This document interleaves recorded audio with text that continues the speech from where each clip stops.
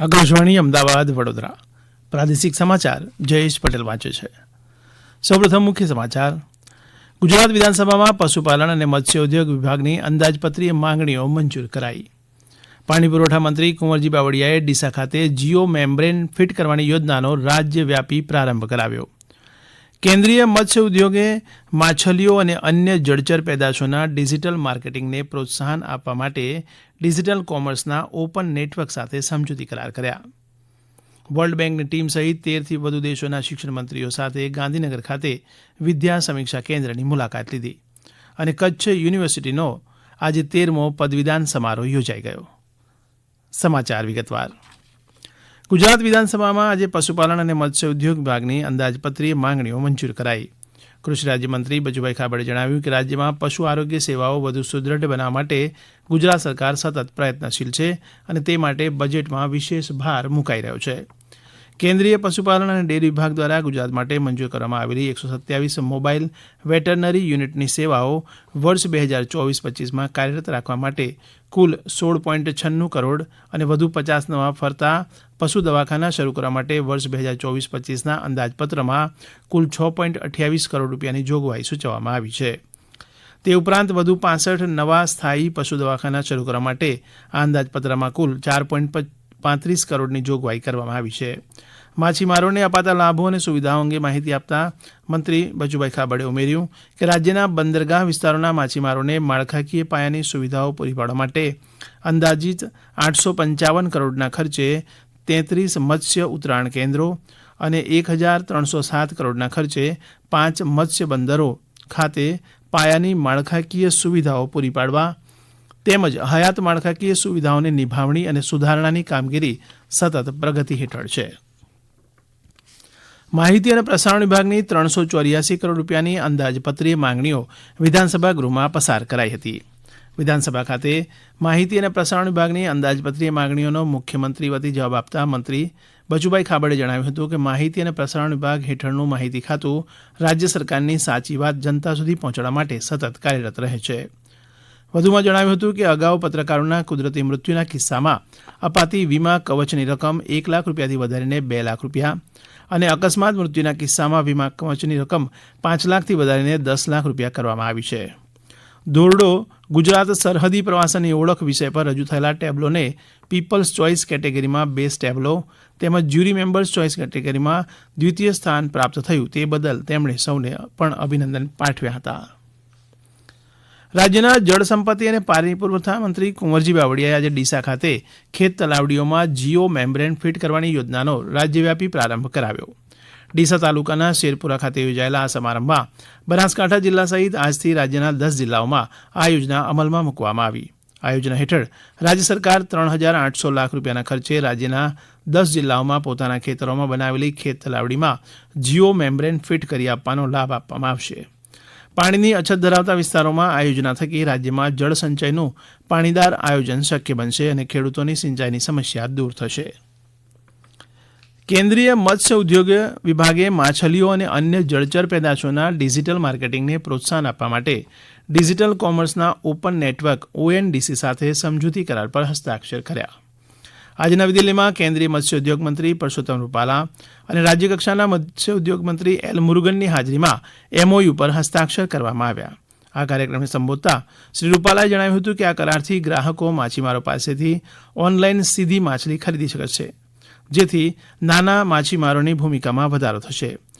મંત્રીએ વધુમાં જણાવ્યું કે આ મંચ વિવિધ પ્રકારની જળચર પેદાશોને સારી રીતે માહિતગાર કરવામાં વધુ સારું માધ્યમ પુરવાર થશે. ભરૂચવાસીઓ માટે પ્રધાનમંત્રી જન આરોગ્ય યોજના નવજીવન આપનારી યોજના બની છે. જિલ્લામાં અત્યાર સુધીમાં 5,83,000થી વધારે લોકોએ આયુષ્યમાન કાર્ડ બનાવ્યા છે, જેમાંથી 64,000થી વધારે લોકોએ બીમારીમાં મફત સારવાર કરાવી છે. આ વિશે ભરૂચ જિલ્લા આરોગ્ય અધિકારી ડોક્ટર JS દુલેરાએ વધુ માહિતી આ મુજબ આપી હતી. પ્રધાનમંત્રી જન આરોગ્ય યોજના PM-જય મા યોજના જે છે એમાં ભરૂચ જિલ્લાના 8,03,590 ના ટાર્ગેટની સામે અમે ભરૂચ જિલ્લામાં અત્યાર સુધી 5,83,523 કાર્ડ કાઢેલા છે, જે 72.61% થવા જાય છે. અત્યારે પણ હજુ અમારું આ કાર્ડ કાઢવાનું કામ ચાલુ છે અને અત્યાર સુધી ભરૂચ જિલ્લાની વાત કરીએ તો 64,410 લાભાર્થીઓએ આ યોજનાનો લાભ લીધેલો છે. આ સમાચાર આપ આકાશવાણીના અમદાવાદ વડોદરા કેન્દ્ર પરથી સાંભળી રહ્યા છો. વધુ સમાચાર આપ અમારી વેબસાઇટ newsonair.gov.in/ગુજરાતી પર વાંચી શકશો.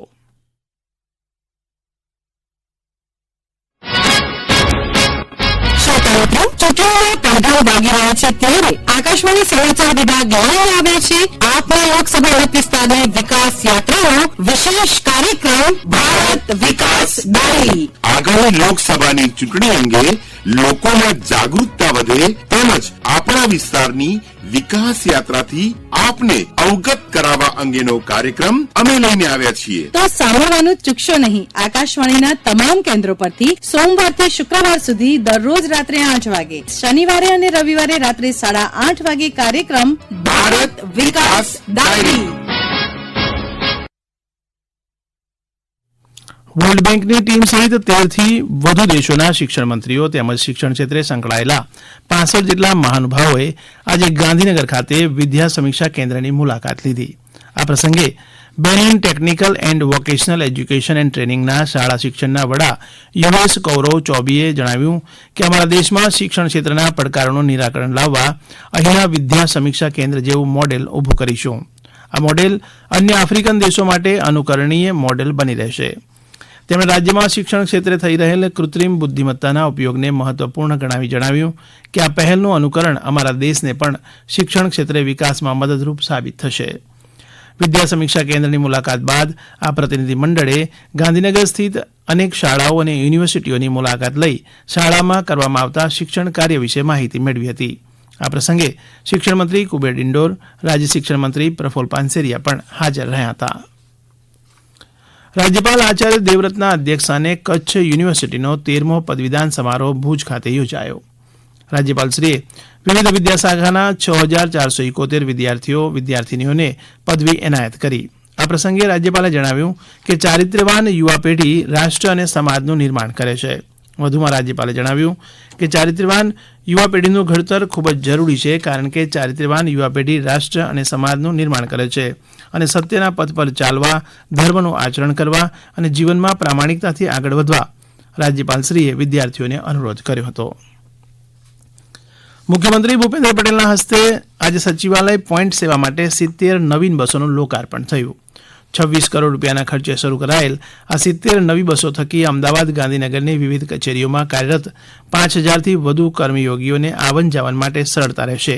તેમજ પોતાના કામકાજ કે રજૂઆત માટે સચિવાલય આવતા રાજ્યભરના સામાન્ય નાગરિકોને પણ સરળ પરિવહન સેવા મળશે. ગુજરાત રાજ્ય માર્ગ વાહન વ્યવહાર નિગમ દ્વારા સેવામાં મુકાયેલી આ નવી 70 એસટી બસોના લોકાર્પણ પ્રસંગે વિધાનસભા અધ્યક્ષ શંકર ચૌધરી, વાહન વિભાગના અધિક મુખ્ય સચિવ, એસટી નિગમના ઉપાધ્યક્ષ તેમજ વરિષ્ઠ અધિકારીઓ અને પદાધિકારીઓ ઉપસ્થિત રહ્યા હતા. મેગા ઇનોવેટિવ ઉદ્યોગોને સહાય યોજના હેઠળ 3 એકમોને 475 કરોડ રૂપિયાથી વધુની નાણાકીય સહાય ચૂકવવામાં આવી છે, તેમ ઉદ્યોગ મંત્રી બલવંતસિંહ રાજપૂતે આજે વિધાનસભામાં પૂછાયેલ એક પ્રશ્નના જવાબમાં જણાવ્યું છે. શ્રી રાજપૂતે વધુમાં જણાવ્યું કે વર્ષ 2009માં મેગા ઇનોવેટિવ ઉદ્યોગોને સહાય આપવાની યોજના શરૂ કરાઈ હતી. આ ઉદ્યોગો સહાયના પરિણામે સાણંદ, માંડલ અને બેચરાજ વિસ્તાર આજે ઓટો હબ તરીકે ઓળખાય છે. શ્રમ, કૌશલ્ય વિકાસ અને રોજગાર મંત્રી બળવંતસિંહ રાજપૂતે જણાવ્યું છે કે રાજ્યના યુવા વિદ્યાર્થીઓને કૌશલ્ય વિકાસની તાલીમ આપવા માટે રાજ્ય સરકાર સતત પ્રયત્નશીલ છે, જેના ભાગરૂપે છોટાઉદેપુર જિલ્લામાં 7 આઈટીઆઈ કાર્યરત છે, જેમાં 2963 વિદ્યાર્થીઓ તાલીમ મેળવી રહ્યા છે. પાટણ જિલ્લાના ચાણસ્મા તાલુકા ખાતે રાષ્ટ્રીય સ્વયંસેવક સંઘ પ્રેરિત ઉત્તર ગુજરાત ડોક્ટર હેડગેવાર જન્મ શતાબ્દી મહેસાણા દ્વારા ઉત્તર ગુજરાત ગ્રામ વિકાસ સંમેલનનું આયોજન કરવામાં આવ્યું હતું. સંમેલનમાં ઉત્તર ગુજરાતમાંથી કુલ 279 ગામ વિકાસ સમિતિઓ ઉપસ્થિત રહી હતી, જેમાં 897 લોકો હાજર રહ્યા હતા. અંતમાં મુખ્ય સમાચાર ફરી એકવાર. ગુજરાત વિધાનસભામાં પશુપાલન અને મત્સ્ય ઉદ્યોગ વિભાગની અંદાજપત્રીય માંગણીઓ મંજૂર કરાઈ. પાણી પુરવઠા મંત્રી કુંવરજી બાવળિયાએ ડીસા ખાતે જીઓ મેમ્બ્રેન ફિટ કરવાની યોજનાનો રાજ્યવ્યાપી પ્રારંભ કરાવ્યો. કેન્દ્રીય મત્સ્ય ઉદ્યોગ વિભાગે માછલીઓ અને અન્ય જળચર પેદાશોના ડિજિટલ માર્કેટિંગને પ્રોત્સાહન આપવા માટે ડિજિટલ કોમર્સના ઓપન નેટવર્ક સાથે સમજૂતી કરાર કર્યા. વર્લ્ડ બેંકની ટીમ સહિત 13 થી વધુ દેશોના શિક્ષણ મંત્રીઓ સાથે ગાંધીનગર ખાતે વિદ્યા સમીક્ષા કેન્દ્રની મુલાકાત લીધી અને કચ્છ યુનિવર્સિટીનો આજે 13મો પદવીદાન સમારોહ યોજાઈ ગયો. આકાશવાણીના અમદાવાદ વડોદરા કેન્દ્ર પરથી પ્રાદેશિક સમાચાર પૂરા થયા.